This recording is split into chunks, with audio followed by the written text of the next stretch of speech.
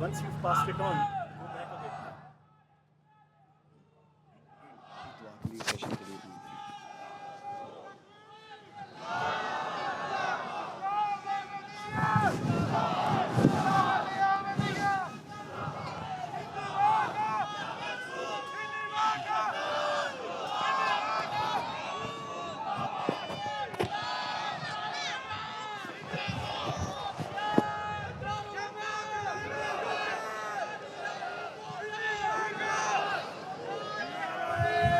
تکبیر، لیوائے احمدیت، لیوائے احمدیت، جلسہ سالانہ یو کے، نعرہ تکبیر۔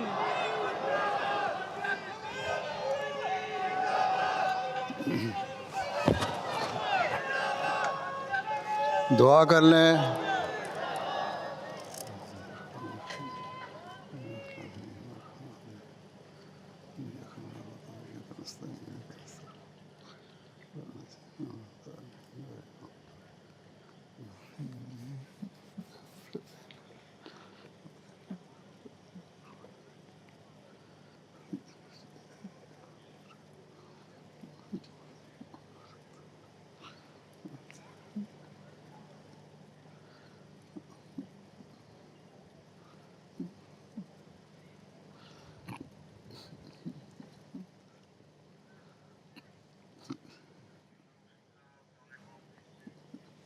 آمین۔ السلام علیکم۔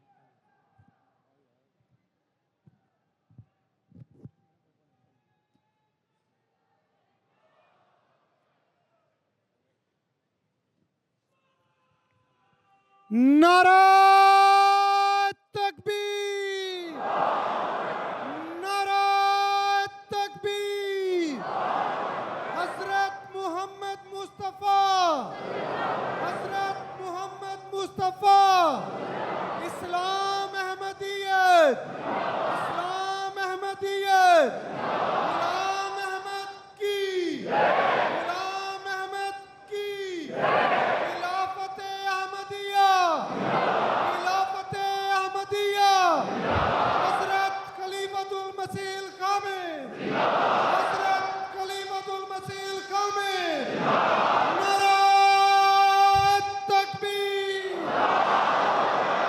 السلام علیکم ورحمۃ اللہ، تشریف رکھیں۔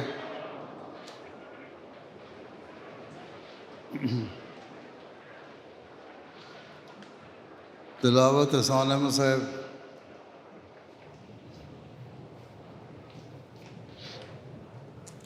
السلام علیکم ورحمۃ اللہ۔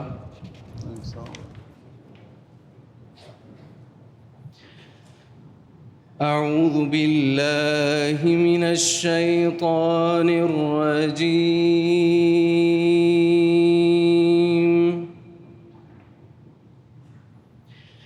بسم اللہ الرحمن الرحیم۔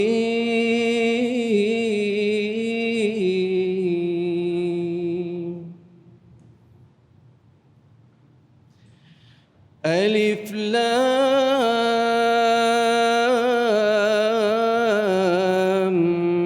मीम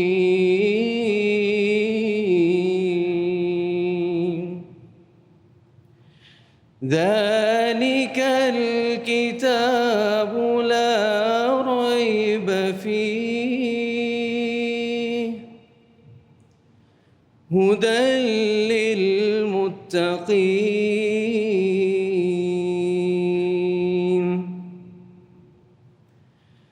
الذين يؤمنون بالغيب ويقيمون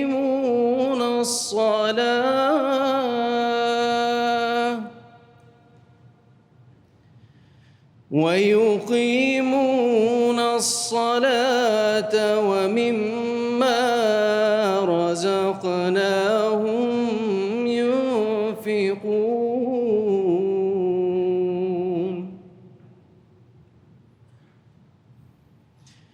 والذين يؤمنون بما أنزل إليك وما أنزل من قبلك وبالآخرة هم يوقنون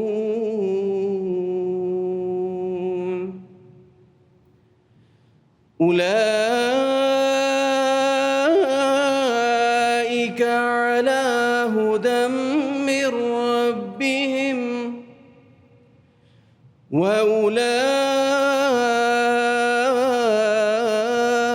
وأولئك هم المفلحون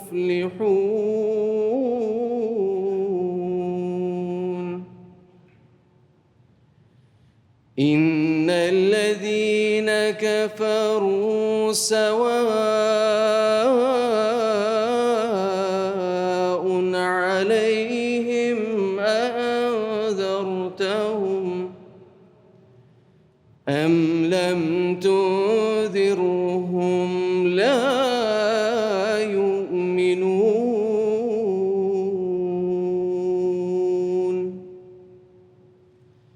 ختم الله على قلوبهم وعلى سمعهم وعلى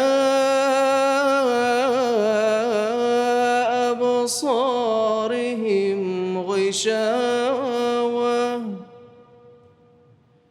ولهم عذاب عظيم.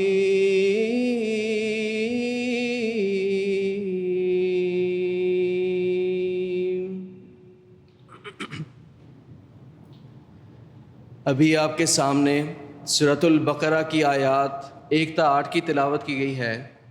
इन आयात करीमा का उर्दू तर्जमा बयान फरमुदा हज़रत खलीफतुल मसीह राबे रहमहुल्लाह पेश खिदमत है। अल्लाह के नाम के साथ जो बेइंतहा रहम करने वाला, बिन मांगे देने वाला और बार बार रहम करने वाला है। अनल्लाहु आलम, मैं अल्लाह सबसे ज़्यादा जानने वाला हूँ। ये वो किताब है, इसमें कोई शक नहीं, हिदायत देने वाली है मुत्तकियों को। जो लोग गैब पर ईमान लाते हैं और नमाज कायम करते हैं और जो कुछ हम उन्हें रिज़्क़ देते हैं उसमें से खर्च करते हैं। और वो लोग जो उस पर ईमान लाते हैं जो तेरी तरफ उतारा गया और उस पर भी जो तुझसे पहले उतारा गया, और वो आखिरत पर यकीन रखते हैं। यही वो लोग हैं जो अपने रब की तरफ से हिदायत पर कायम हैं, और यही हैं वो जो फलाह पाने वाले हैं। यकीनन वो लोग जिन्होंने कुफ्र किया इस हाल में कि बराबर है उन पर, खा तू उन्हें डराए या ना डराए, वो ईमान नहीं लाएंगे। अल्लाह ने उनके दिलों पर मोहर लगा दी है और उनकी सुनवाई पर भी, और उनकी आँखों पर पर्दा है, और उनके लिए बड़ा अजाब मुकद्दर है। उर्दू नज़्म अब्दुल्ला सरमद साहब। السلام علیکم ورحمۃ اللہ۔ پاکیزہ منظوم کلام سیدنا حضرت اقدس مسیح موعود علیہ الصلوۃ والسلام۔ جو خاک میں ملے اسے ملتا ہے آشنا، جو خاک میں ملے اسے ملتا ہے آشنا۔ اے آزمانے والے،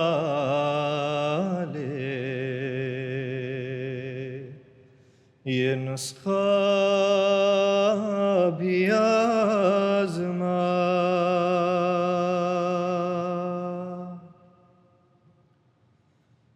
زندہ وہی ہیں جو کہ خدا کے قریب ہیں،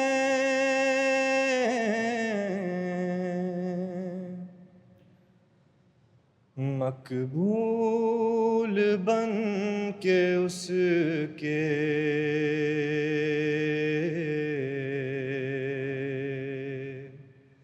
عزیز و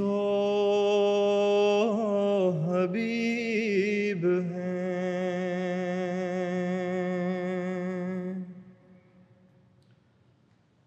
وہ دور ہیں خدا سے جو تقویٰ سے دور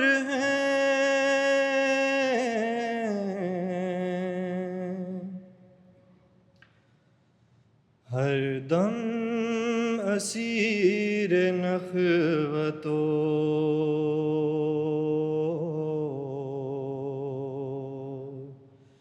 کبر و غرور ہیں۔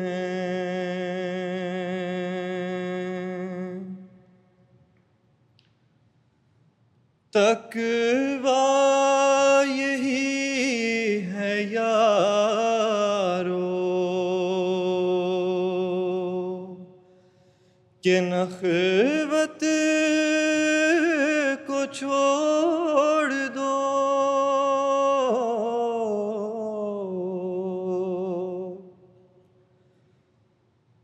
کبر و غرور و بخل کی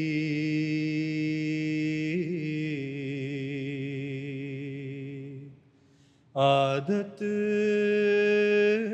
کو چھوڑ دو۔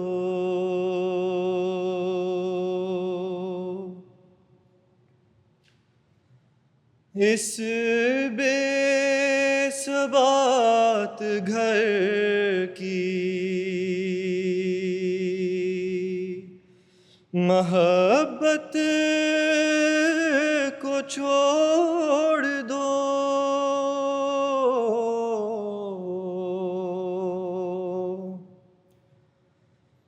اس یار کے لیے رہ عشرت کو چھوڑ دو۔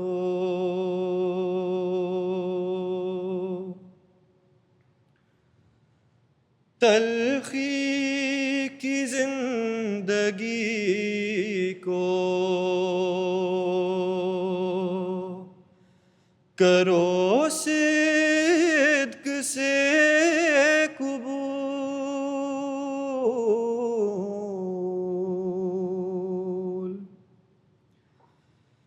تا تم پہ ہو ملائکہ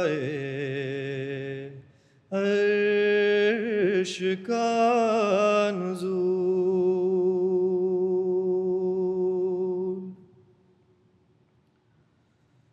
اسلام چیز کیا ہے،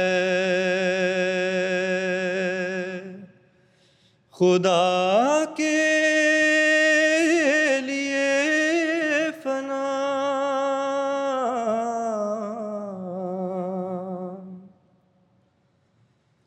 ترک رضائے خویش، پے مرضی خدا،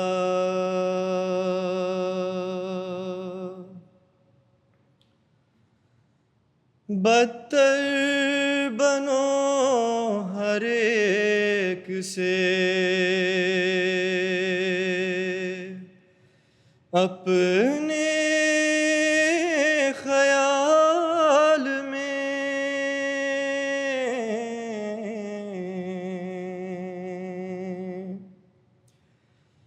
شاید اسی سے دخل ہو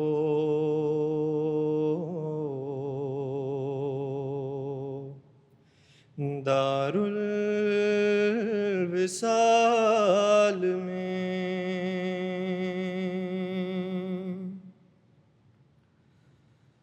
تقویٰ کی جڑ خدا کے لیے خاک ساری ہے،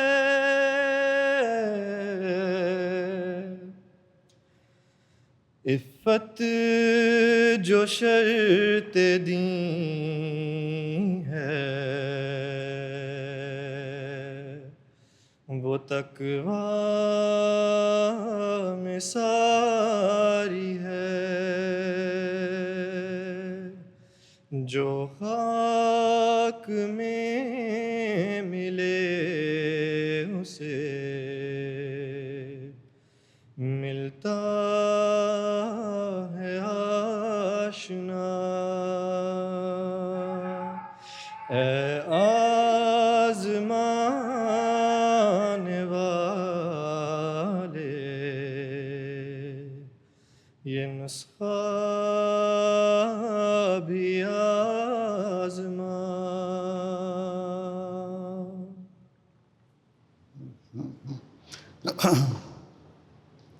فارسی نظم کلام حضرت مسیح موعود علیہ السلام، فارس نسیم صاحب۔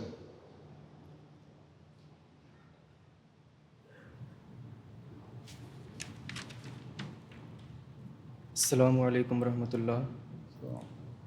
فارسی منظوم کلام سیدنا حضرت اقدس مسیح موعود علیہ السلام۔ عجب نوریس در جان محمد،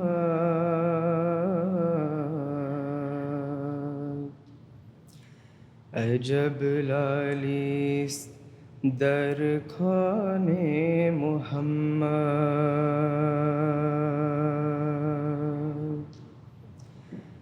عجب نوریس در جان محمد،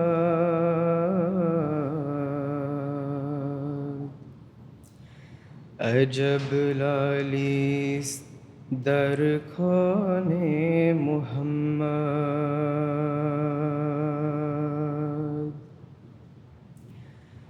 زی ظلمت ها دلی آنگه شود صاف،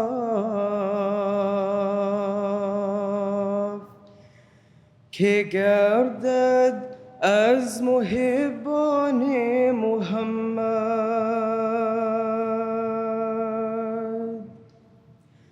ندانم هیچ نفسی در دو عالم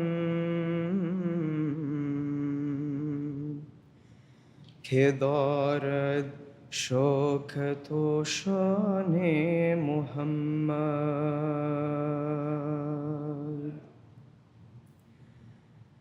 اگر خواهی نجات از مستی نفس، بیاد در ذیل مستان محمد.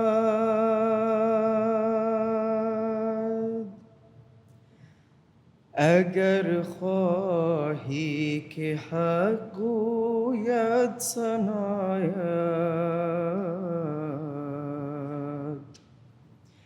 بشو از دل ثناخوان محمد.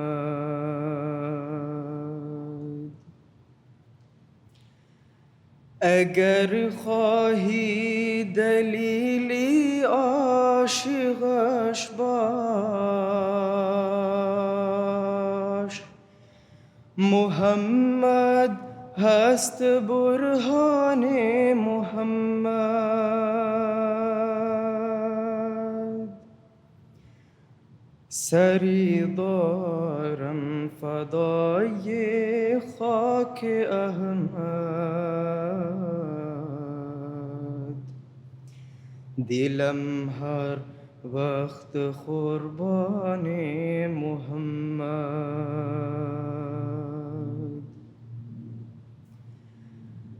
در این راه گر کشندم ور بسوزند، نتابم روز ایوان محمد.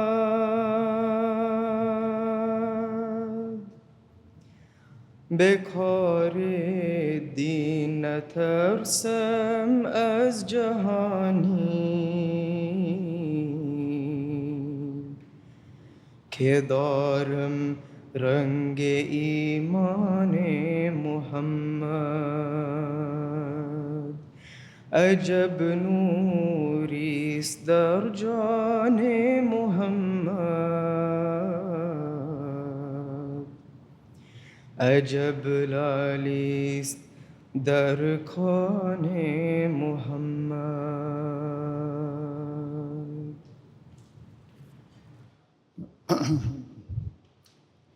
درود ترجمہ کاشف علی صاحب.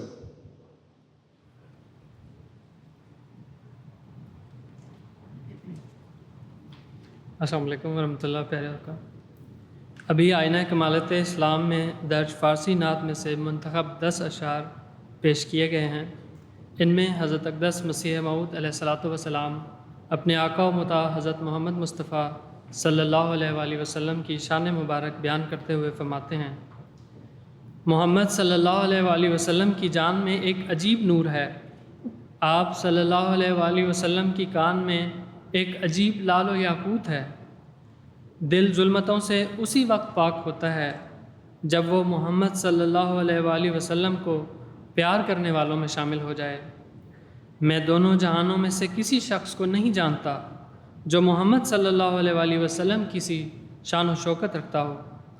اگر تو نفس کی بدمستیوں سے نجات چاہتا ہے تو محمد صلی اللہ علیہ وآلہ وسلم کے دیوانوں اور مستانوں میں شامل ہو جا. اگر تو چاہتا ہے کہ خدا تیری تعریف کرے تو تہہ دل سے محمد صلی اللہ علیہ وآلہ وسلم کا ثناخواں بن جا. اگر تو اس کی سچائی کی دلیل چاہتا ہے تو اس کا عاشق بن جا، کیونکہ محمد صلی اللہ علیہ وآلہ وسلم ہی خود محمد کی دلیل ہیں. میرا سر احمد صلی اللہ علیہ وآلہ وسلم کی خاک پا پر نثار ہے اور میرا دل ہر وقت محمد صلی اللہ علیہ وآلہ وسلم پر قربان ہے. اس راہ میں اگر قتل کر دیا جاؤں یا جلا دیا جاؤں تو پھر بھی میں محمد صلی اللہ علیہ وآلہ وسلم کی بارگاہ سے منہ نہیں پھیروں گا. دین کے معاملے میں سارے جہاں سے بھی نہیں ڈرتا، کیونکہ مجھ میں محمد صلی اللہ علیہ وآلہ وسلم کے ایمان کا رنگ ہے. دنیا سے قطع تعلق کر لینا محمد صلی اللہ علیہ وآلہ وسلم کے حسن و احسان کو یاد کر کے نہایت ہی آسان ہے. جزاکم اللہ. نعرہ تکبیر. حضرت محمد مصطفیٰ، اسلام احمدیت، غلام احمد کی خلافت احمدیہ، حضرت خلیفۃ المسیح الخامس، حضرت امیر المومنین. نعرہ تکبیر.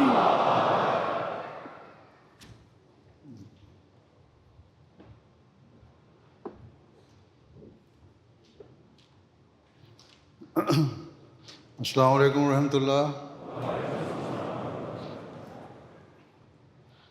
اشہد ان لا الہ الا اللہ وحدہ لا شریک لہ واشہد ان محمدا عبدہ ورسولہ. اما بعد فاعوذ باللہ من الشیطان الرجیم. بسم اللہ الرحمن الرحیم. الحمد للہ رب العالمین. الحمد للہ رب العالمین. الرحمن الرحیم. مالک یوم الدین. إياك نعبد وإياك نستعين. اهدنا الصراط المستقيم صراط الذين أنعمت عليهم غير المغضوب عليهم ولا الضالين.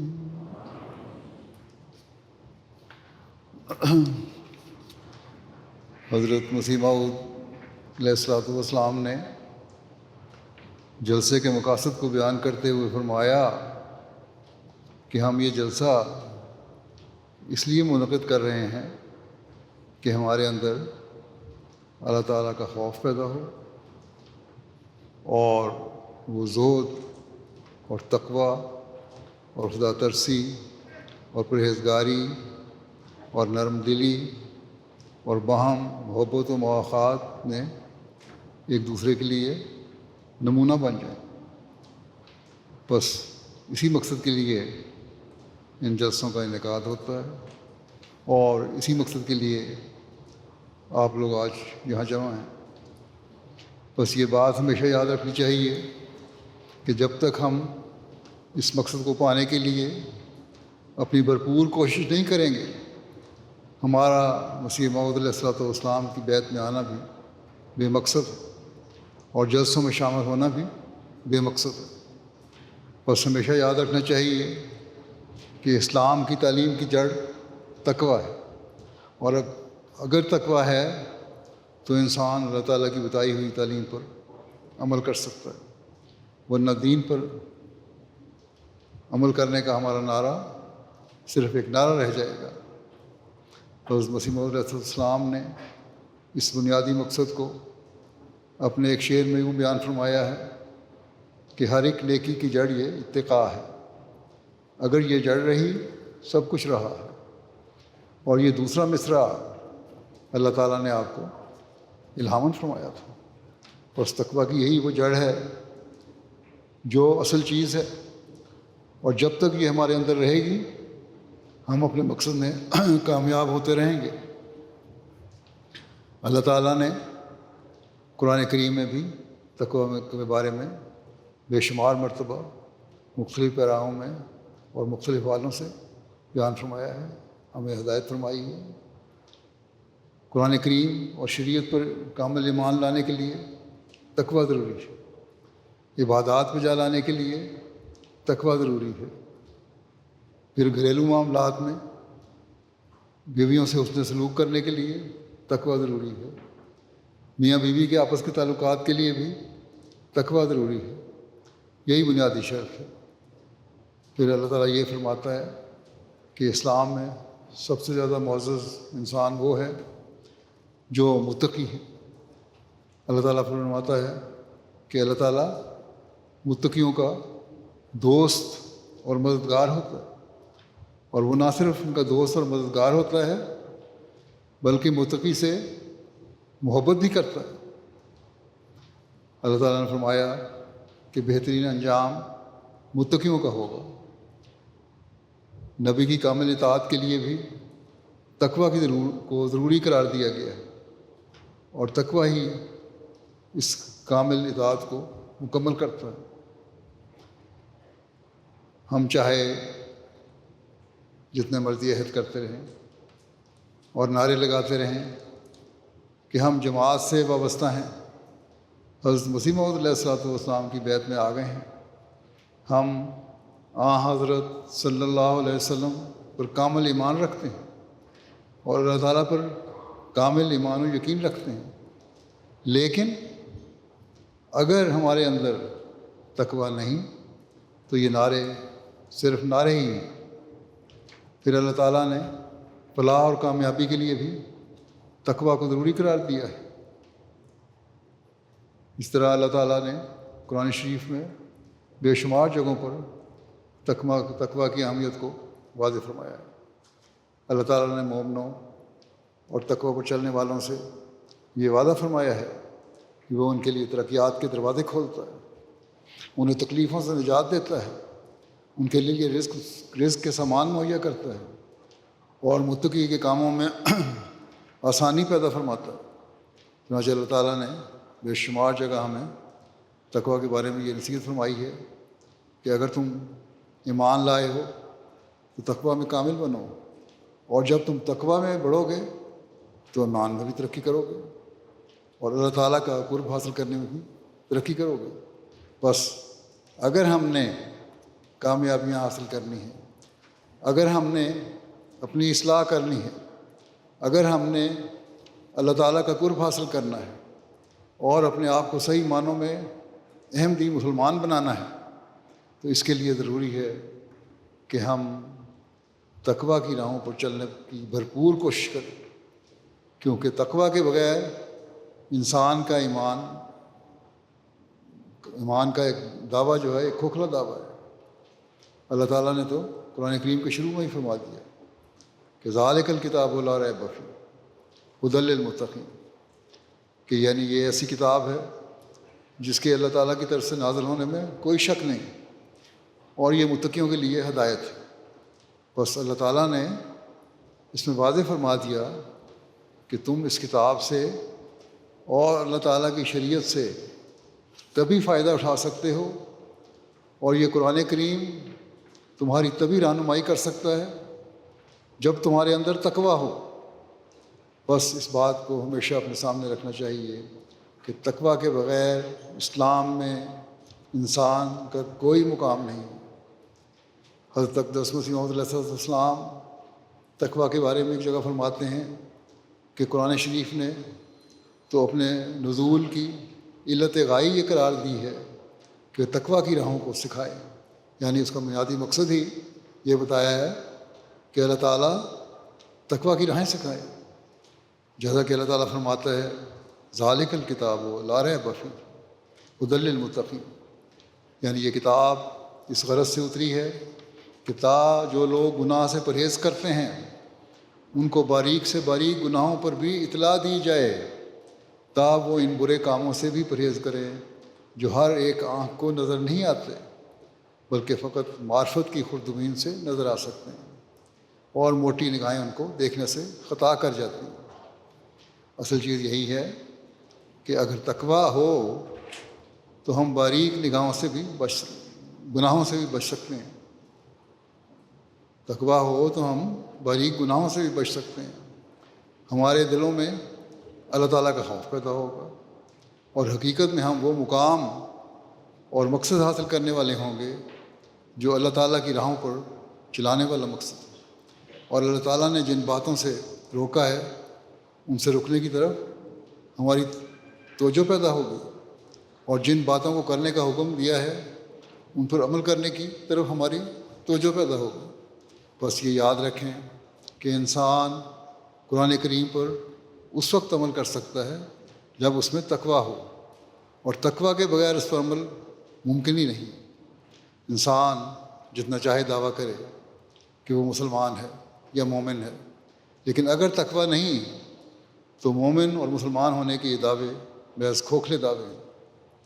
اللہ تعالیٰ نے قرآن کریم میں ایک دوسری جگہ فرمایا ہے کہ وَنُنَزِّلُ مِنَ الْقُرْآنِ مَا هُوَ شِفَاءٌ وَرَحْمَةٌ لِّلْمُؤْمِنِينَ شِفَاءٌ وَرَحْمَةٌ لِّلْمُؤْمِنِينَ وَلَا يَزِيدُ الظَّالِمِينَ إِلَّا خَسَارًا۔ یعنی اللہ تعالیٰ مومنوں کے لیے تو اس میں یعنی قرآن کریم میں اللہ تعالیٰ نے تو مومنوں کے لیے اس قرآن کریم میں شفا اور رحمت رکھی ہے، لیکن ظالموں کے لیے خسارہ ہی ہے، ان کو صرف خسارے میں بڑھاتا ہے یہ۔ ظالموں کو اس سے کوئی فائدہ نہیں ہوگا، جن میں تقویٰ نہیں انہیں قرآن کریم کوئی راہ نہیں دکھا سکے گا۔ بس جہاں یہ بتایا کہ اللہ تعالیٰ نے یہ ہدایت اتاری ہے، وہاں یہ بھی اعلان فرما دیا کہ ہدایت اسی صورت میں حاصل ہوگی جب تم اپنے اندر تقویٰ پیدا کرو گے۔ تقویٰ پیدا کرو گے تو صحیح راستے پر چلنے والے ہو سکو گے، ورنہ نہیں۔ تقویٰ کے باریک راستوں پر چلنے کے لیے آپ نے تلقین فرمائی، ایک جگہ فرماتے ہیں ہماری شریعت اور قرآن کریم میں یہی حکم ہے کہ غض بصر سے کام لو۔ اب عام معاشرتی جو تعلقات ہیں وہ ملنا جلنا ہے مردوں عورتوں کا، اس بارے میں آپ نے نصیحت فرما رہے ہیں کہ ہماری شریعت اور قرآن کریم میں یہی حکم ہے کہ غض بصر سے کام لو اور نظریں نیچی رکھو، کیونکہ یہ بھی برائیاں پیدا کرنے کا ایک ذریعہ ہے۔ اگر لوگ اس پر عمل کرنے لگ جائیں اور تقویٰ کی یہ حالت پیدا ہو جائے تو انسان بہت سارے گناہوں سے بچ سکتا ہے۔ آج کل کے معاشرے میں یہی وہ گناہ ہیں جو انسانوں کو تباہی کی طرف لے جا رہے ہیں، اور بعض ایمان کا دعویٰ کرنے والے بھی ان باتوں میں گرفتار ہو جاتے ہیں۔ آج کل کا جو میڈیا ہے وہ بھی غلط رہنمائی کرتا ہے، ایسی ایسی فلمیں اور ایسے ایسے پروگرام دکھائے جاتے ہیں جو انسان کے جذبات کو بھڑکانے والے اور غلط خیالات پیدا کرنے والے ہیں۔ اس لیے آپ نے فرمایا اس بارے میں غض بصر کے حوالے سے کہ عورتوں کے حسن کے قصے مت سنو اور ان امور سے پرہیز کرو جن سے تمہیں ٹھوکر لگ سکتی ہے، کیونکہ اگر تم پرہیز کرو گے تو تقویٰ پر چلو گے اور ٹھوکر سے بچ جاؤ گے۔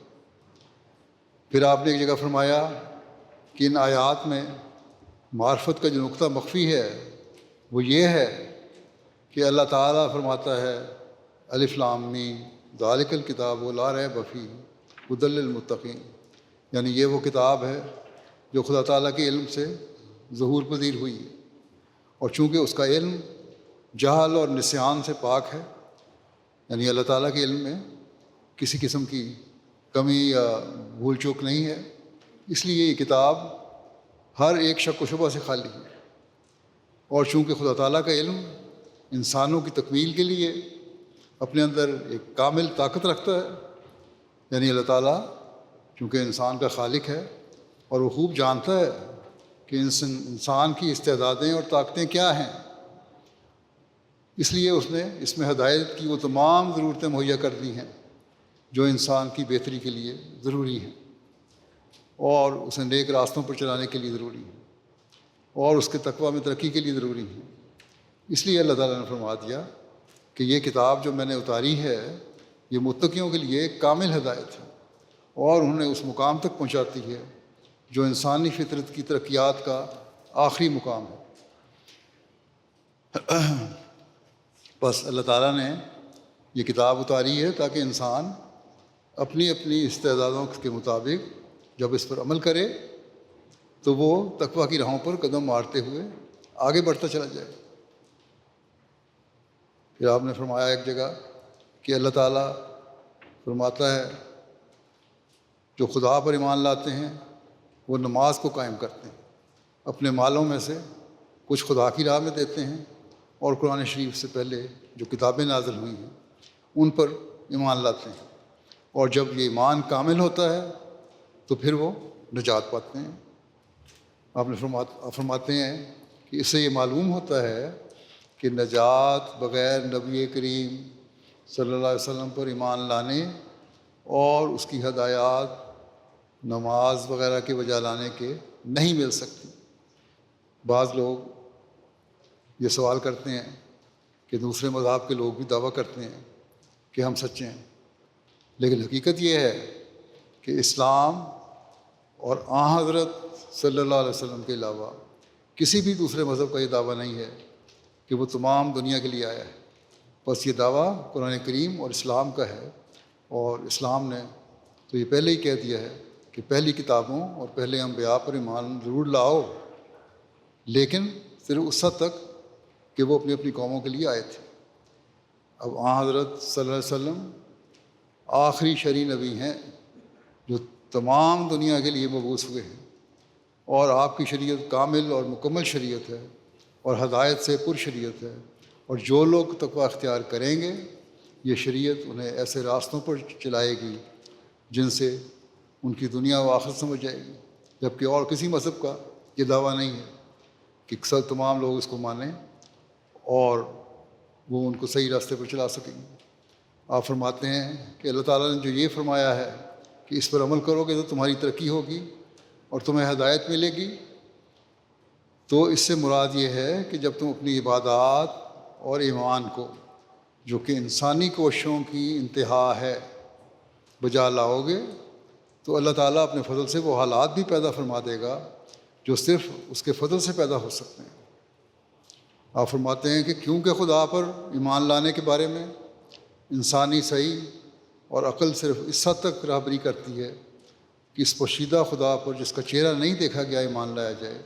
اسی وجہ سے شریعت جو انسان کو اس کی طاقت سے زیادہ تکلیف دینا نہیں چاہتی، اس بات کے لیے مجبور نہیں کرتی کہ انسان اپنی طاقت سے ایمان بالغیب سے بڑھ کر ایمان حاصل کرے۔ انسان کی طاقت اتنی ہے کہ ایمان بالغیب پیدا ہو اس میں، یہی اللہ تعالیٰ نے فرمایا ہے۔ ہاں، راست بازوں کو اسی آیت ہدی للمتقین میں وعدہ دیا گیا ہے کہ جب وہ ایمان بالغیب پر ثابت قدم ہو جائیں گے اور جو کچھ وہ اپنی صحیح سے کر سکتے ہیں کر لیں، تب خدا ایمان کی حالت سے عرفان کی حالت تک ان کو پہنچا دے گا۔ یہ بھی ایک معرفت کا نقطہ ہے۔ ایمان بالغیب لاؤ، خدا تعالیٰ کی دی ہوئی جو تعلیم ہے اس پر عمل کرو، تقویٰ پر چلو، اس کی باریکیوں کو دیکھو، تو پھر اللہ تعالیٰ تمہاری رہنمائی کرے گا اور پھر تمہیں ایک عرفان حاصل ہو جائے گا۔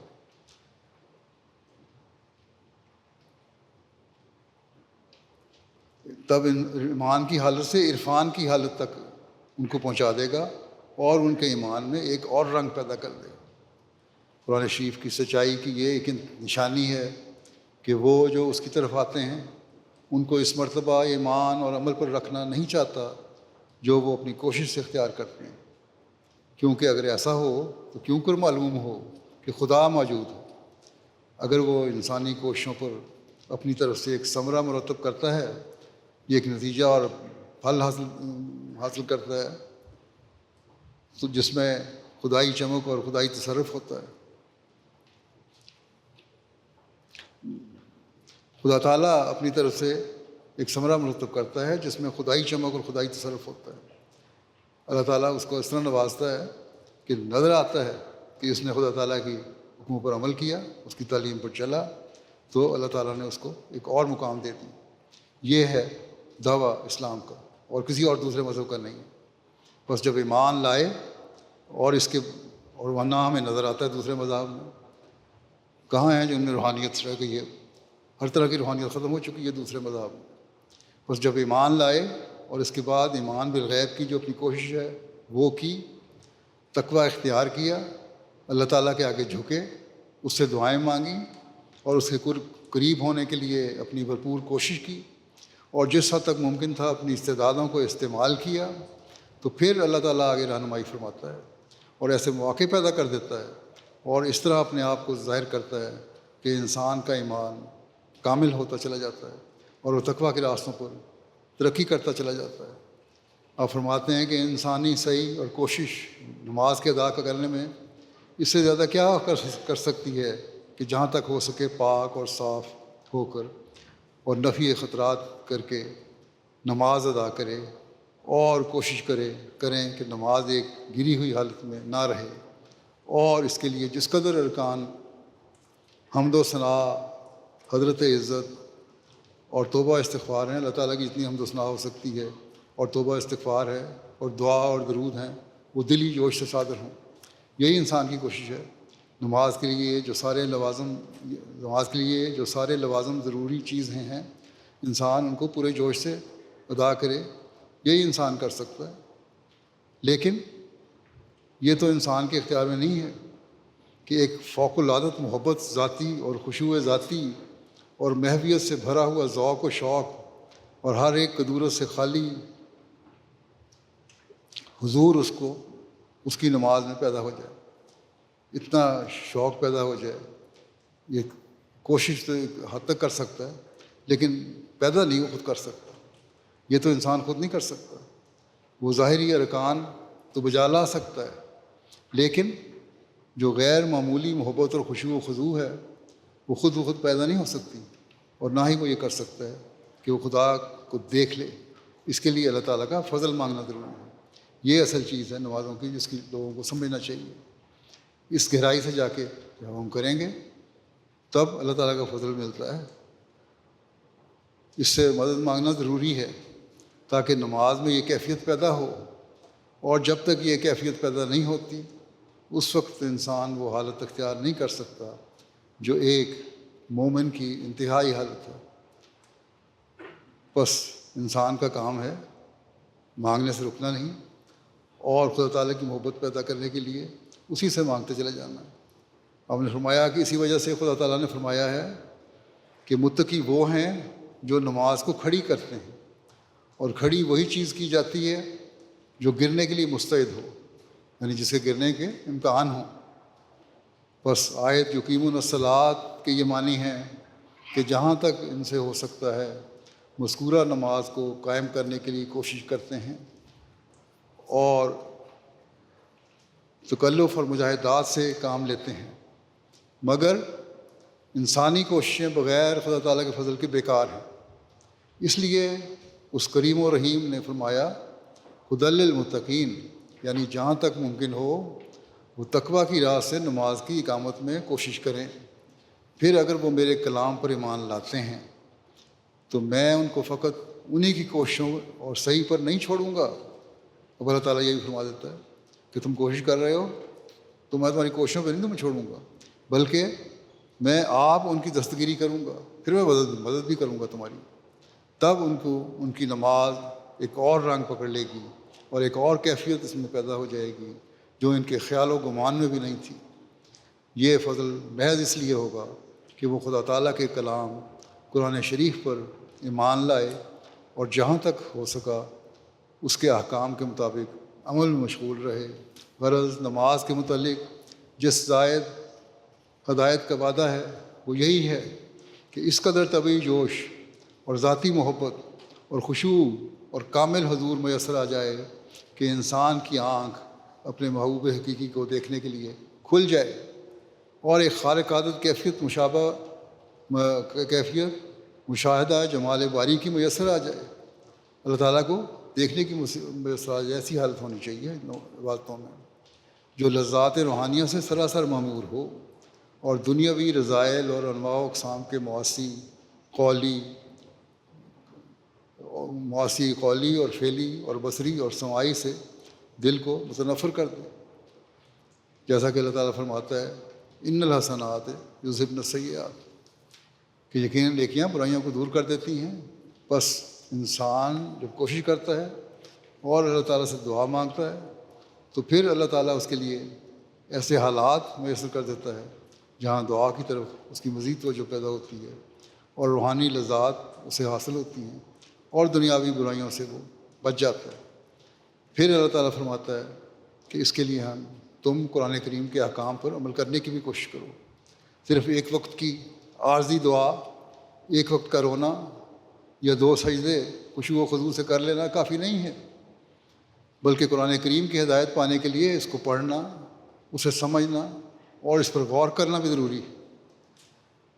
تبھی تمہارے اندر تقویٰ پیدا ہوگا، اور جب یہ تقویٰ پیدا ہوگا تو اللہ تعالیٰ کا قرب حاصل ہوگا، اور جب اللہ تعالیٰ کا قرب حاصل ہوگا تو تمہاری یہ دیکھیاں تمہاری برائیوں کو دور کر دیں گی اور تم ایک نیا رنگ پکڑ لو گے اور اللہ تعالیٰ کا قرب حاصل کرنے والے بن جاؤ گے.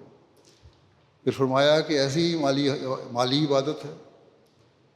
بہت ساری باتوں کا ذکر کیا اللہ تعالیٰ نے ان آیات میں، تو آپ نے فرمایا ایسی مالی عبادت بھی ہے جس قدر انسان اپنی کوشش سے کر سکتا ہے. وہ صرف اس قدر ہے کہ اپنے اموال مرغوبہ میں سے جو کچھ خدا کے میں سے کچھ خدا کے لیے دے دے۔ انسان یہی کر سکتا ہے نا کہ جس مال کو وہ پسند کرتا ہے اسے اللہ تعالیٰ کی راہ میں خرچ کر دے تاکہ اللہ تعالیٰ کا قرب پا سکے اور اس کا فضل حاصل کرنے کی کوشش کر سکے۔ چنانچہ اللہ تعالیٰ فرماتا ہے وہ مما رزقناہم ینفقون، یہ وہ لوگ ہیں جو اس رزق میں سے خرچ کرتے ہیں جو ہم نے انہیں دیا ہے۔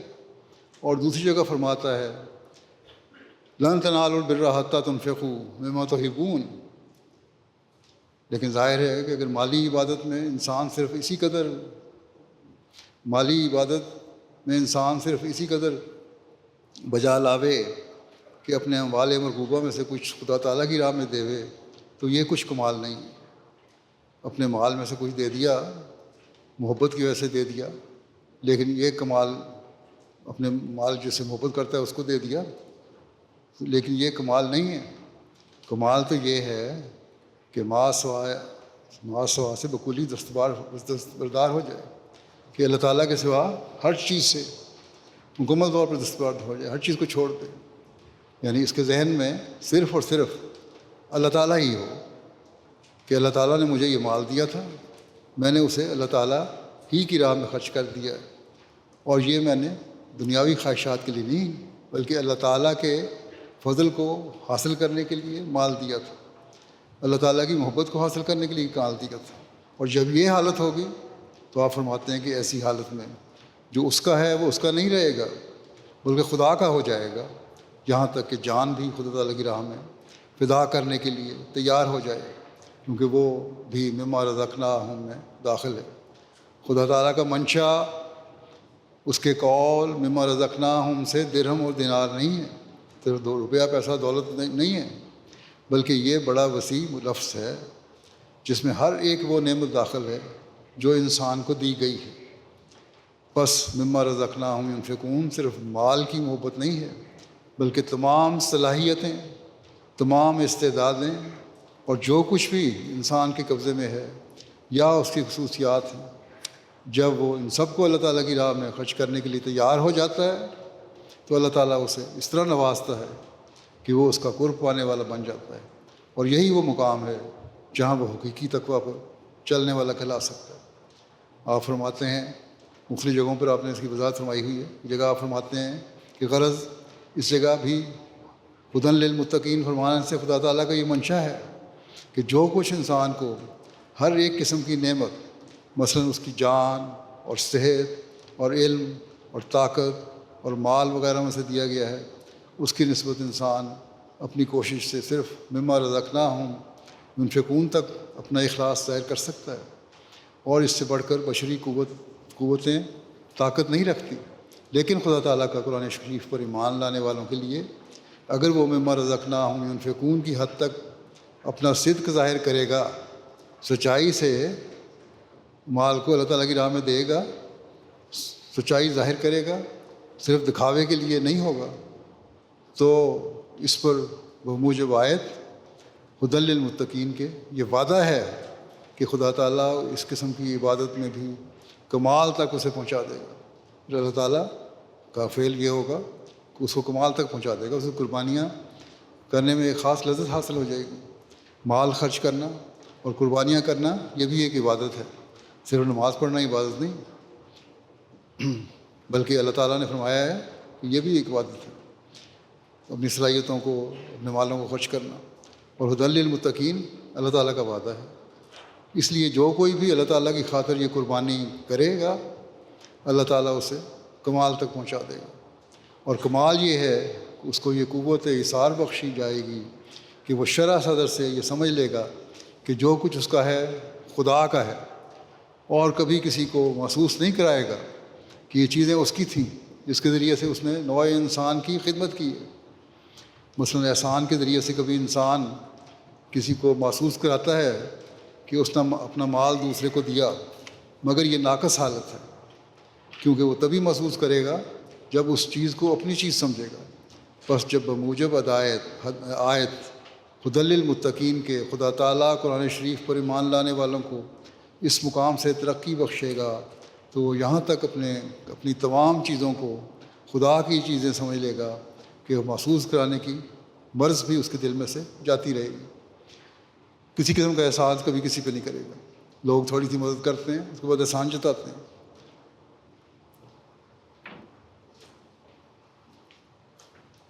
یہ احساس کہ یہ میری چیز ہے، یہ بھی ایک مرض ہے. اس کا یہ احساس بھی ختم ہو جائے گا. ہم نے فرمایا یہ احساس بھی مرض ہی ہے کہ کسی چیز کو اپنی چیز سمجھنا. اگر تم اللہ تعالیٰ کی سمجھو گے وہ حقیقت میں تقویٰ ہے، اور وہی حقیقت ایک حقیقی مومن کی نشانی ہے. اس کے دل سے وہ جاتی رہے گی باتیں، اور نوع انسان کے لیے اس کے دل میں ایک مادری ہمدردی پیدا ہو جائے گی. وہ جو کچھ بھی خرچ کرے گا وہ بنی نوع انسان کی بھلائی، دوسروں کی بہتری، حقوق العباد کی ادائیگی اور غریب پروری کے لیے ہوگا. یہ ایک ایسی محبت ہوگی جو مادری محبت اور ہمدردی سے بھی بڑھ کر ہوگی، کیونکہ وہ جانتا ہے کہ اب کوئی چیز اس کی اپنی نہیں بلکہ سب کچھ خدا کا ہے. اور جب خدا کا ہے تو خدا کی مخلوق کے لیے میں نے خرچ بھی کرنا ہے، خدا کی خاطر میں نے خرچ بھی کرنا ہے. اس کے اندر یہ احساس بیدار ہو جائے گا کہ سب کچھ خدا کا ہے، اور یہ تبھی ممکن ہے جب وہ سچے دل سے قرآن شریف اور نبی کریم صلی اللہ علیہ وسلم پر ایمان لائے گا. اس کے بغیر یہ نہیں ہو سکتا. اسی طرح ان آیات کی تفسیر میں ایک جگہ آپ فرماتے ہیں کہ یاد رکھو کہ متقی کی صفات میں سے پہلی صفت یہ بیان کی ہے کہ یؤمنون بالغیب، یعنی غیب پر ایمان لاتے ہیں. یہ مومن کی ایک ابتدائی حالت کا اظہار ہے کہ جن چیزوں کو اس نے نہیں دیکھا ان کو مان لیا. غیب اللہ تعالیٰ کا نام ہے، اور اس غیب میں بہشت، دوزخ، حشر، اجساد، قیامت کا دن اور وہ تمام امور جو ابھی تک پردہ غیب میں ہیں سب شامل ہیں. اب ابتدائی حالت میں تو مومن ان پر ایمان لاتا ہے، پہلے بھی ذکر ہوا، لیکن یہ ہدایت یہ ہے کہ اس حالت پر اسے ایک انعام عطا ہوتا ہے، اور وہ یہ ہے کہ اس کا علم غیب سے انتقال کر کے شہود کی طرف آ جاتا ہے. مشاہدہ کرنے لگ جاتا ہے انسان، یعنی اس پر ظاہر ہو جاتا ہے، اور اس پر ایسا زمانہ آ جاتا ہے کہ جن باتوں پر وہ پہلے غیب کے طور پر ایمان لاتا تھا وہ ان کا عارف ہو جاتا ہے، اور وہ امور جو ابھی تک مخفی تھے اس کے سامنے آ جاتے ہیں، اور اللہ تعالیٰ کی تجلی اس کے سامنے ہوتی ہے. آخرت پر یقین کی کیفیت پیدا ہو جاتی ہے. صرف غیب کی تو نہیں رکھتا اللہ تعالیٰ، صرف یہ شرط نہیں. لوگ کہتے ہیں غیب پر کیوں ایمان لاؤ، پتہ ہی نہیں. اللہ تعالیٰ کہتے ہیں جب تم ایمان لاؤ گے ایک دفعہ، اس کے بعد پھر ترقی کرو گے ایمان میں، تو پھر میں تمہیں مزید اس کے رستے کھولوں گا اور تمہیں ایک عرفان بھی حاصل ہو جائے گا. پھر آپ نے فرمایا کہ دوسری صفت یہ ہے کہ یقیمون الصلاۃ، یعنی متقی نماز کو کھڑی کرتے ہیں، اور متقی سے جیسا ہو سکتا ہے نماز کو کھڑی کرتا ہے. یعنی کبھی اس کی نماز گر پڑتی ہے پھر اسے کھڑا کرتا ہے. یعنی متقی خدا سے ڈرا کرتا ہے اور وہ نماز کو قائم کرتا ہے. اس حالت میں مختلف قسم کے وساوس اور خطرات بھی ہوتے ہیں جو پیدا ہو کر اس کے حضور میں خارج ہوتے ہیں اور نماز کو گرا دیتے ہیں.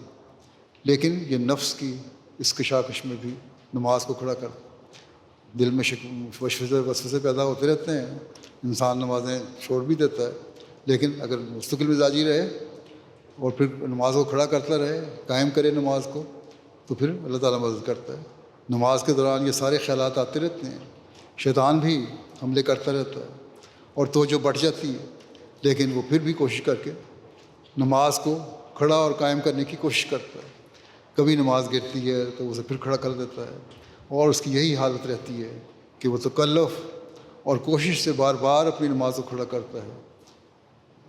بعض دفعہ تکلف بھی کرنا پڑتا ہے، یعنی وہ دلی کیفیت تو یہ نہیں ہوتی، لیکن انسان کوشش کرتا ہے کیونکہ میں نے اللہ تعالیٰ کو پانا ہے، اس لیے تکلف ہی صحیح میں ضرور کروں گا. یہ منافقت نہیں ہے. بعض لوگ کہتے ہیں کہ یہ منافقت ہے، بلکہ یہ کوشش ہے. یہاں تک کہ جب انسان اس طرح پوری طرح تکلف سے بھی کوشش کرتا ہے تو اللہ تعالیٰ اپنے اس کلام کے ذریعے اسے ہدایت کرتا ہے، اور اس کی ہدایت کیا ہوتی ہے؟ جیسا کہ فرمایا ہدی للمتقین. اللہ تعالیٰ پھر جو ہدایت دیتا ہے وہ ہدایت کیا ہوتی ہے؟ اس وقت بجائے یقیمون الصلاۃ کے یہ حالت ہوتی ہے کہ وہ اس کشمکش اور وساوس کی زندگی سے نکل جاتے ہیں، اور اللہ تعالیٰ اس کتاب کے ذریعے انہیں وہ مقام عطا کرتا ہے جس کی نسبت فرمایا گیا ہے کہ بعض آدمی ایسے کامل ہوتے ہیں کہ نماز ان کے لیے بمنزلہ غذا کے ہو جاتی ہے، اور نماز میں ان کو وہ لذت اور ذوق عطا کیا جاتا ہے جو تمام دنیاوی مادی لذات سے زیادہ بڑھ کر ہے۔ بس مومن کے لیے نماز کی یہ حالت ہوتی ہے جب وہ صحیح طریقے سے نماز پڑھنے کی کوشش کرتا ہے۔ پھر آگے ہدی للمتقین اسے تقویٰ کے اس معیار پر لے جاتی ہے جہاں اسے پھر اس طرح لذت اور سرور حاصل ہوتا ہے جس طرح دنیاوی چیزوں کے حاصل کرنے سے حاصل ہوتا ہے، جیسے پانی اور خوراک ہے۔ آپ فرماتے ہیں کہ وہ نماز اس کے لیے ایک قسم کا نشہ ہو جاتی ہے جس کے بغیر وہ سخت کرب اور اضطراب محسوس کرتا ہے، لیکن نماز کے ادا کرنے سے اس کے دل میں ایک خاص سرور اور ٹھنڈک محسوس ہوتی ہے جس کو ہر شخص نہیں پا سکتا، اور نہ الفاظ میں یہ لذت بیان ہو سکتی۔ اس کے لیے کوشش کرنی پڑتی ہے۔ بس اگر ہم نے تقویٰ حاصل کرنا ہے تو نماز کی یہ جو حالت ہے ہمیں اپنے اندر پیدا کرنی چاہیے۔ اگر تقویٰ کے معیار حاصل کرنے ہیں اور اللہ تعالیٰ کا قرب حاصل کرنا ہے، اگر ہم اپنی دعاؤں کی قبولیت کے اثرات دیکھنے ہیں، بہت لوگ پوچھتے ہیں کہ دعائیں قبول نہیں ہوتی، ان کو جواب یہی ہے، کیا ہم صرف ایک دنیاوی مقصد کے لیے عارضی طور پر چند رکعتیں پڑھ کر اور چند سجدے کر کے یہ چاہتے ہیں کہ ہم وہ مقام حاصل کر لیں جو ہمیں اللہ تعالیٰ کا قرب دلا دے؟ یہ تو نہیں ہو سکتا، یہ نہیں ہو سکتا۔ ہمیں تو اللہ تعالیٰ کی عبادت کی وہ تڑپ پیدا کرنی ہوگی جو ایک حقیقی متقی کی تڑپ ہوتی ہے، اور جب یہ تڑپ پیدا ہوگی تو وہ پھر ہمارے لیے ہدایت کا موجب بن جائے گی، اللہ تعالیٰ کا قرب حاصل کرنے کا موجب بن جائے گی، اور پھر ہم دعاؤں کی قبولیت کے نشانات بھی دیکھیں گے۔ بس یہ وہ حالت ہے جو ہم میں پیدا ہونی چاہیے، اور جب یہ حالت ہم میں پیدا ہو جائے گی تب ہی ہم کہہ سکتے ہیں کہ ہم حقیقی ایمان لانے والوں میں شامل ہیں۔ آپ فرماتے ہیں کہ جب ایسی حالت پیدا ہو جاتی ہے تو پھر یہ نہیں ہوتا کہ وہ نماز کھڑی کرے گا، بلکہ نماز اس کے لیے خود ہر وقت کھڑی رہتی ہے، کیونکہ اس کی توجہ کسی اور طرف نہیں جاتی۔ وہ اللہ تعالیٰ کی رضا کے لیے سب کچھ کر رہا ہوتا ہے، اور اس میں کوئی تکلف اور بناوٹ نہیں ہوتی جو پہلے وہ کوشش کر کے کیا کرتا تھا۔ بس آپ فرماتے ہیں اس لیے نماز کو خوب سنوار کر پڑھنا چاہیے۔ نماز ساری ترقیوں کی جڑ اور زینہ ہے، اس لیے کہا گیا ہے کہ نماز مومن کی معراج ہے۔ اس دین میں ہزاروں لاکھوں اولیاء اللہ، راست باز، ابدال اور کتب گزرے ہیں، انہوں نے یہ مدارج اور مراتب کیوں کر حاصل کیے؟ اسی نماز کے ذریعے۔ کوئی خاص بات تو ان میں نہیں تھی، عبادت کرتے تھے، نماز آسان طریقے سے پڑھتے تھے۔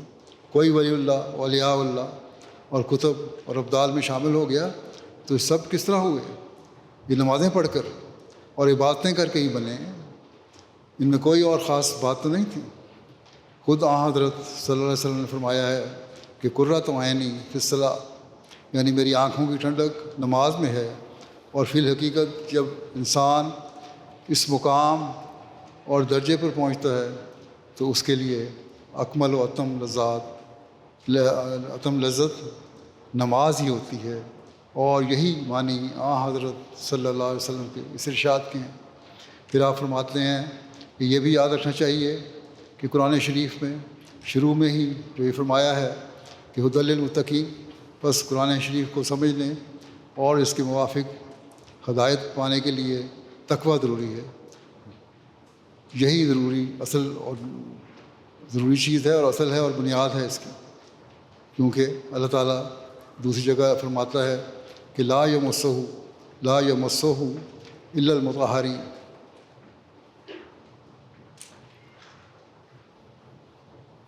الا المطہرون۔ دوسرے علوم میں آپ فرماتے ہیں کہ دوسرے علوم میں جو دنیاوی علوم ہیں ان میں یہ شرط نہیں ہے کہ تم مطہر بنو، ریاضی، ہندسہ وغیرہ جیسے مضامین کے لیے شرط نہیں ہے۔ نصاب پڑھنا ہے یا دوسرے نصابی کتابیں پڑھنی ہیں، ان کے لیے مطہر ہونا ضروری نہیں ہے، اس کے لیے کوئی شرط نہیں ہے کہ انسان ضرور متقی ہو، بلکہ ایک فاسق فاجر یہ سب علوم حاصل کر سکتا ہے، سیکھ سکتا ہے۔ اور ہم دیکھتے ہیں کہ آج کل دنیا میں یہ دنیاوی علوم جو ہیں ان فاسق فاجروں کو سب سے زیادہ آتے ہیں، مگر علم دین میں کوئی خشک منطقی اور فلسفی ترقی نہیں کر سکتا، اور اس پر حقائق و معرف نہیں کھل سکتے۔ اس کے لیے تقویٰ ضروری ہے۔ بس تم متقی بنو۔ اگر صرف دنیا سے کمانی ہے تو اور بات ہے، لیکن اگر اللہ تعالیٰ کو پانا ہے تو پھر متقی بننا ضروری ہے۔ پھر آپ نے ہمیں نصیحت کرتے ہوئے فرمایا کہ بات بدیہی ہے کہ جب تک انسان اپنے اخلاق ردیہ کو نہیں چھوڑتا، اس وقت تک ان اخلاق کے مقابل پر جو اخلاق فاضلہ ہیں، جو خدا تعالیٰ تک پہنچنے کا ذریعہ ہیں، ان کو قبول نہیں کر سکتا، کیونکہ وہ دو ضدیں ایک دل میں جمع نہیں ہو سکتی۔ اسی کی طرف اللہ تعالیٰ نے قرآن شریف کی سورہ بقرہ میں اشارہ فرمایا ہے، ہدی للمتقین، یعنی قرآن شریف ان لوگوں کے لیے ہدایت ہے جو متقی ہیں، یعنی وہ لوگ جو تکبر نہیں کرتے اور خشوع و انکسار سے خدا تعالیٰ کے کلام پر غور کرتے ہیں، وہی ہیں جو آخر ہدایت پاتے ہیں۔ تکبر نہ ہو بلکہ خشوع اور انکسار ہو، تبھی ہدایت ملے گی۔ بس اصل چیز یہ ہے کہ انسان تقویٰ حاصل کرنے کی کوشش کرے۔ آپ نے اپنی جماعت کو بھی نصیحت کرتے ہوئے فرمایا کہ اللہ تعالیٰ متقی کو پیار کرتا ہے، اور خدا تعالیٰ کی عظمت کو یاد کر کے سب ترساں رہو، اور یاد رکھو کہ سب اللہ کے بندے ہیں۔ کسی پر ظلم نہ کرو، نہ تیزی کرو، اور نہ ہی کسی کو حقارت سے دیکھو۔ جماعت میں اگر ایک آدمی گندا ہوتا ہے تو وہ سب کو گندا کر دیتا ہے۔ اگر حرارت کی طرف تمہاری طبیعت کا میلان ہو، یعنی غصہ وغیرہ ہو، تو پھر اپنے دل کو ٹٹولو کہ یہ حرارت کس چشمے سے نکلی ہے، یہ غصہ، کینہ اور کجروی وغیرہ کہاں سے نکلے ہیں، کیوں پیدا ہوئے ہیں۔ یہ مقام بہت نازک ہے، اس سے بچنے کی کوشش کرنی چاہیے۔ آپ نے بڑی تنبیہ فرمائی ہے کہ اللہ کا خوف اسی میں ہے کہ انسان دیکھے کہ اس کا قول و فعل کہاں تک ایک دوسرے سے مطابقت رکھتے ہیں۔ پھر جب دیکھے کہ اس کا قول اور فعل برابر نہیں تو سمجھ لے کہ وہ مورد غضب الہی ہوگا۔ جو دل ناپاک ہے، خواہ قول کتنا ہی پاک ہو، وہ دل خدا کی نگاہ میں قیمت نہیں پاتا۔ اگر دل میں پاکیزگی نہیں ہے تو جتنی مرضی نیک باتیں کرتے رہو، خدا کی نگاہ میں اس کی کوئی قیمت نہیں۔ اصل چیز دل ہے، دل پاک ہونا چاہیے، صرف زبانی دعوے نہیں۔ جو لوگ ظاہری طور پر بڑے اچھے نظر آتے ہیں، بڑی اچھی باتیں کرتے ہیں اور تقریریں بھی کرتے ہیں، لیکن ان کے اپنے گھروں میں اپنے بیوی بچوں کے ساتھ اچھے سلوک نہیں ہیں اور بیویاں ان سے تنگ ہیں، یا عورتوں کے عمل ایسے نہیں جو اسلامی تعلیم کے مطابق ہیں، یا مردوں کے عمل ایسے نہیں جو اسلامی تعلیم کے مطابق ہیں، تو وہ پھر اللہ تعالیٰ کی نظر میں مومن نہیں۔ اور جب وہ مومن ہی نہیں ہیں تو پھر ظاہر ہے کہ ان میں تقویٰ بھی پیدا نہیں ہو سکتا۔ جب تقویٰ ہوگا تبھی ایمان کی حالت بڑھے گی۔ بس آپ فرماتے ہیں کہ یہ حالت تو پھر اللہ تعالیٰ کے غضب کو بھڑکانے والی ہوگی۔ بس میری جماعت سمجھ لے کہ وہ میرے پاس اس لیے آئے ہیں کہ تخم ریزی کی جاوے، جس سے وہ پھلدار درخت ہو جاویں۔ بس ہر ایک اپنے اندر غور کرے کہ اس کا اندرونہ کیسا ہے اور اس کی باطنی حالت کیسی ہے۔ اگر ہماری جماعت بھی خدا نخواستہ ایسی ہے کہ زبان پر کچھ اور دل میں کچھ ہے، تو پھر خاتمہ بالخیر نہیں ہوگا۔ اللہ تعالیٰ جب دیکھتا ہے کہ ایک جماعت جو دل سے خالی ہے اور زبانی دعوے کرتی ہے وہ غنی ہے، وہ پھر پرواہ نہیں کرتا۔ آپ نے فرمایا کہ بدر کی پیشگوئی ہو چکی تھی، بدر کی جنگ میں اللہ تعالیٰ نے فتح کی پیشگوئی کر دی تھی اور ہر طرف فتح کی امید تھی، لیکن پھر بھی حضرت صلی اللہ علیہ وسلم رو رو کر دعائیں مانگتے تھے۔ حضرت ابوبکر صدیق نے عرض کیا کہ جب ہر طرف فتح کا وعدہ ہے تو پھر ضرورت الہا کیا ہے؟ آپ کو اتنا رونے کی کیا ضرورت ہے؟ گریہ زاری کی کیا ضرورت ہے؟ حضرت صلی اللہ علیہ وسلم نے فرمایا کہ اللہ تعالیٰ کی ذات غنی ہے، ممکن ہے کہ وعدہ الہی میں کوئی مخفی شرائط بھی ہوں، کیونکہ وعدہ تو اللہ تعالیٰ کا ہے لیکن اس میں مخفی شرائط بھی تو ہو سکتی ہیں۔ یہ کام ہوں گے تب اللہ تعالیٰ اپنا وعدہ پورا کرے گا۔ آپ فرماتے ہیں پس ہمیشہ دیکھنا چاہیے کہ ہم نے تقویٰ اور طہارت میں کہاں تک ترقی کی ہے۔ اس کا معیار قرآن ہے۔ اللہ تعالیٰ نے متقی کے نشانوں میں ایک یہ بھی نشان رکھا ہے کہ کہ اللہ تعالیٰ متقی کو مکروہات دنیا سے آزاد کر کے اس کے کاموں کا خود متکفل ہو جاتا ہے، جیسا کہ فرمایا وَمَن یَتَقِ اللَّهَ یجعل لَهُ مخرجا وَیرزقْهُ مِنْ حَیثُ لَا یحتسب۔ جو شخص خدا تعالیٰ سے ڈرتا ہے، اللہ تعالیٰ ہر ایک مصیبت میں اس کے لیے راستہ مخلصی کا نکال دیتا ہے اور اس کے لیے ایسی روزی کے سامان پیدا کر دیتا ہے کہ اس کے علم و گمان میں بھی نہیں ہوتا۔ یعنی یہ بھی ایک علامت متقی کی ہے کہ اللہ تعالیٰ متقی کو نابکار ضرورتوں کا محتاج نہیں کرتا۔ ایک دنیا دار تو، ایک تاجر تو، ایک صنعت کار تو یہ سمجھتا ہے کہ جب تک وہ جھوٹ نہیں بولے گا یا اپنی چیز بیچنے کے لیے غلط قسم کا پروپیگنڈا نہیں کرے گا تب تک وہ کامیاب نہیں ہو سکتا، اس لیے وہ دروغ گوئی سے کام لیتا ہے، جھوٹ بولتا ہے اور یہ مجبوری ظاہر کرتا ہے کہ اس کے بغیر کاروبار چل ہی نہیں سکتا۔ آپ فرماتے ہیں کہ یہ متقی کا کام نہیں ہے، اور متقی کبھی ایسا نہیں کرتا، وہ اللہ تعالیٰ پر کامل بھروسہ کرتا ہے، کیونکہ اللہ تعالیٰ نے فرمایا ہے کہ میں اسے ایسے ذریعے سے رزق دوں گا جہاں تک اس کی سوچ بھی نہیں پہنچ سکتی، اور اللہ تعالیٰ متقی کا خود محافظ ہو جاتا ہے۔ آپ فرماتے ہیں کہ یہ نہ سمجھو کہ اللہ تعالیٰ کمزور ہے، یہ نہ سمجھو کہ اللہ تعالیٰ کمزور ہے، وہ بڑی طاقتوں والا ہے۔ جب اس پر کسی امر میں بھروسہ کرو گے وہ ضرور تمہاری مدد کرے گا۔ وَمَن یَتَوَکَّلْ عَلَى اللَّهِ فَهُوَ حَسْبُهُ، جو اللہ تعالیٰ پر توکل کرتا ہے تو وہ اس کے لیے کافی ہو جاتا ہے۔ لیکن محمد مصطفیٰ اسلام احمدیت غلام احمد کی نعرہ تکبیر۔ لیکن جو لوگ ان آیات کے پہلے مخاطب تھے وہ اہل دین تھے، وہ صحابہ حضرت صلی اللہ علیہ وسلم تھے، ان کی ساری فکریں محض دینی امور کے لیے تھیں اور دنیاوی امور حوالہ بخدا تھے۔ اس لیے اللہ تعالیٰ نے ان کو تسلی دی کہ میں تمہارے ساتھ ہوں۔ غرض برکات تقویٰ میں سے ایک یہ ہے کہ اللہ تعالیٰ متقی کو ان مصائب سے مخلصی بخشتا ہے جو دینی امور کے حارج ہوں۔ بس یہ وہ نصائح ہیں جو آپ نے جماعت کو فرمائیں۔ ایک آپ یوں فرماتے ہیں کہ سب کو متوجہ ہو کر سننا چاہیے، پورے غور و فکر کے ساتھ سنو، کیونکہ یہ معاملہ ایمان کا ہے، اس میں سستی، غفلت اور عدم توجہ بہت برے نتائج پیدا کرتی ہے۔ جو لوگ ایمان میں غفلت سے کام لیتے ہیں اور جب ان کو مخاطب کر کے کچھ بیان کیا جائے تو اس کو غور سے نہیں سنتے، ان کو بولنے والے کے بیان سے خواہ وہ کیسا ہی اعلیٰ درجے کا مفید اور مؤثر کیوں نہ ہو کچھ بھی فائدہ نہیں ہوتا۔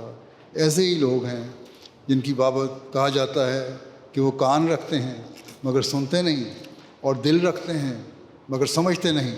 بس یاد رکھو کہ جو کچھ بیان کیا جاوے اسے توجہ اور بڑے غور سے سنو، کیونکہ جو توجہ سے نہیں سنتا وہ خواہ عرصہ دراز تک فائدہ رساں وجود کی صحبت میں رہے کچھ فائدہ نہیں ہو سکتا۔ بس ہمیں جلسہ پر آنے کا تبھی فائدہ ہو سکتا ہے جب ہم اللہ تعالیٰ کی رضا حاصل کرنے اور اپنے عہد بیت کی تجدید کرنے کے لیے یہاں شامل ہوں، اور یہ عہد کریں کہ ہم یہاں سے آئندہ نیکی اور تقویٰ پر عمل کرنے والے بن کر نکلیں گے۔ آپ نے فرمایا کہ ہماری جماعت کے لیے خاص کر تقویٰ کی ضرورت ہے، ہماری جماعت کے لیے خاص کر تقویٰ کی ضرورت ہے، خصوصاً اس خیال سے بھی کہ وہ ایک ایسے شخص سے تعلق رکھتے ہیں اور اس کے سلسلہ بیت میں ہیں جس کا دعویٰ ماموریت کا ہے، تا وہ لوگ خواہ کسی قسم کے بغضوں، کینوں یا شرکوں میں مبتلا تھے یا کیسے ہی روبد دنیا تھے، ان تمام آفات سے نجات پائیں۔ بس تقویٰ اختیار کرنا نہایت ضروری ہے، اور اس کے لیے آپ نے فرمایا تم لوگوں کو چاہیے کہ اگر میرے ساتھ عہد بیت باندھا ہے تو پھر اس مقصد کو حاصل کرنے کی کوشش کرو، اور جب تم یہ مقصد حاصل کر لو گے تبھی تم حقیقت میں فائدہ مند وجود بن سکتے ہو، نہ صرف اپنی ذات کے لیے بلکہ اپنے بچوں کے لیے بھی، اپنی نسلوں کے لیے بھی، اور اپنے معاشرے کے لیے بھی، اور اس مقصد کو پورا کرنے والے بن سکتے ہو جو جلسے پر آنے کا اصل مقصد ہے اور جس کے لیے اس جلسے کا انعقاد کیا گیا ہے۔ بس ہم میں سے ہر ایک کو ہمیشہ یاد رکھنا چاہیے کہ اگر ہم نے اللہ تعالیٰ کی رضا حاصل کرنی ہے اور جلسہ سالانہ پر آنے کے مقصد کو پورا کرنا ہے، تو پھر ہمیں یہ عہد کرنا ہوگا کہ ان 3 دنوں میں بھی اس بات پر عمل کریں گے اور اپنی عملی زندگیوں میں بھی اسے ڈھالنے کی کوشش کریں گے۔ ہمیں یہ عزم کرنا ہوگا کہ ہم نے انشاءاللہ تعالیٰ نیکیوں کی راہ پر قدم مارتے ہوئے اور تقویٰ پر چلتے ہوئے اپنی زندگیوں کو سنوارنے کی بھرپور کوشش کرنی ہے، اور جب ایسا ہوگا تو پھر انشاءاللہ تعالیٰ ہم اس مقصد کو حاصل کرنے والے بن جائیں گے جو ہمارا جماعت میں شامل ہونے کا مقصد ہے۔ ورنہ اس کا کوئی فائدہ نہیں کہ ہم یہاں آئیں، 3 دن گزاریں، دوستوں سے ملاقات کریں اور واپس چلے جائیں۔ وہ ایک مقصد یہ بھی ہے کہ دوستوں سے میل جول ہو، آپ کا جلسے کا مقصد تھا، اور بھائی چارے اور دوستی کا ماحول پیدا ہو، لیکن اصل مقصد یہ ہے کہ ہم تقویٰ پر چلنے والے ہوں، تقویٰ پر قائم ہوں اور اللہ تعالیٰ کی رضا حاصل کرنے والے بنیں۔ ہماری نمازیں بھی اللہ تعالیٰ کی رضا حاصل کرنے والی ہوں اور اس مقام تک پہنچنے والی ہوں جہاں اللہ تعالیٰ تقویٰ پر چلنے والوں کو عطا فرماتا ہے، اور ہماری مالی قربانیاں بھی اور ہماری دوسری صلاحیتوں کی قربانیاں بھی، بلکہ ہمارا ہر عمل اور ہر فعل ایسا ہو جو ہمیں اللہ تعالیٰ کا قرب دلانے والا اور حقیقی رنگ میں تقویٰ پر چلانے والا ہو۔ اللہ تعالیٰ ہمیں اس کی توفیق عطا فرمائے۔ ان دنوں میں ذکر الہی پر بھی بہت زور دیں، اپنے لیے، جماعت کے لیے اور عالم اسلام کے لیے بہت دعا کریں، کل دنیا کے لیے بھی بہت دعا کریں۔ اللہ تعالیٰ ان کو اپنی پہچان کروانے کی توفیق دے اور ہمیں بھی تبلیغ کے مقصد کو پورا کرنے کی توفیق دے، ان تک پیغام پہنچانے کی توفیق دے، تقویٰ پر چلتے ہوئے پیغام پہنچانے کی توفیق دے، اور اللہ تعالیٰ ہر قسم کے آسانیوں کے سامان ہمارے لیے مہیا فرمائے اور دنیا کے لیے مہیا فرمائے تاکہ یہ آفات و بلاؤ سے بچ جائیں۔ دعا کر لیں۔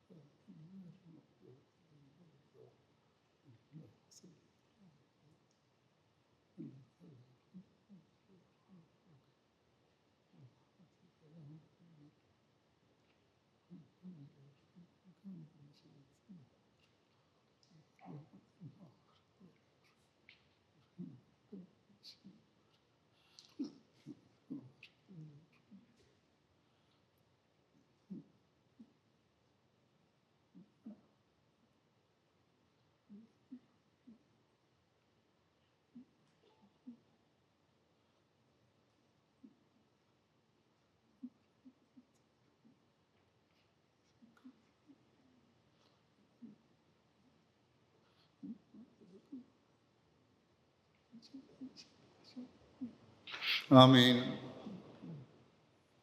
نعرہ تکبیر، نعرہ تکبیر۔